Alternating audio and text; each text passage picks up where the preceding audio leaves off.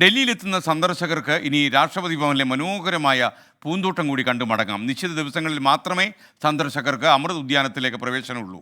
ഇന്നു മുതൽ അടുത്ത മാസം 15-ാം തീയതി വരെയാണ് പ്രവേശനം അനുവദിച്ചിട്ടുള്ളത്.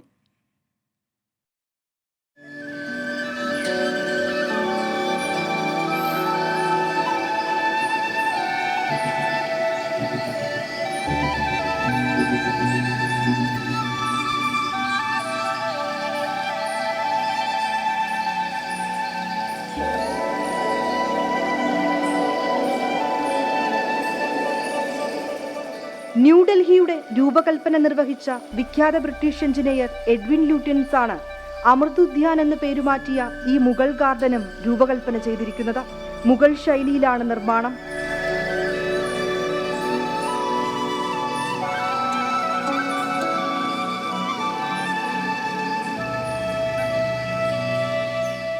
വിവിധ ഇനങ്ങളിൽപ്പെട്ട വ്യത്യസ്തമായ പൂക്കളാണ് ഉദ്യാനത്തിന്റെ പ്രത്യേകത. ഡാഫോഡിൽസ്, ലില്ലി, റോസ എന്നിങ്ങനെ പലതരം പൂക്കളാൽ സമൃദ്ധമാണ് അമൃത് ഉദ്യാൻ.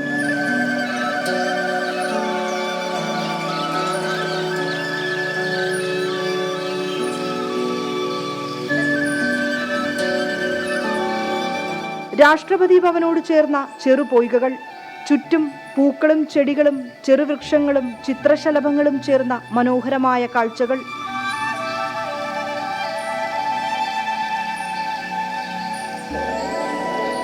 രാവിലെ 10 മണി മുതൽ വൈകിട്ട് 4 മണി വരെയാണ് അമൃത് ഉദ്യാനത്തിലേക്കുള്ള പ്രവേശനം.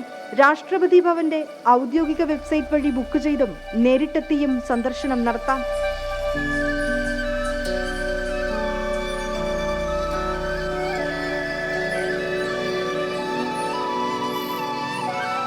പൂക്കൾ മാത്രമല്ല, പക്ഷികളും ദായി കാണുന്നത് പോലുള്ള മയിലുകളും ഒക്കെയായി ഡൽഹിയിലെ ഈ രാഷ്ട്രപതി ഭവനിലെ പൂന്തോട്ടത്തിൽ വളരെ മനോഹരമായിട്ടുള്ള കാഴ്ചകളുണ്ട്.